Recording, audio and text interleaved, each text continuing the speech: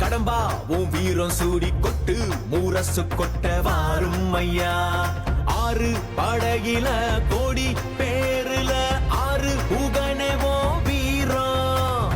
கந்த பாத பின்னணித்தோ நடந்திருந்தா அச்சம் மிச்சம் இன்றி போகாதா. முருக முடிவெடுக்க சிவனோ கேட்டிருக்க வெற்றி வேலனுக்கு ஆரோகரா.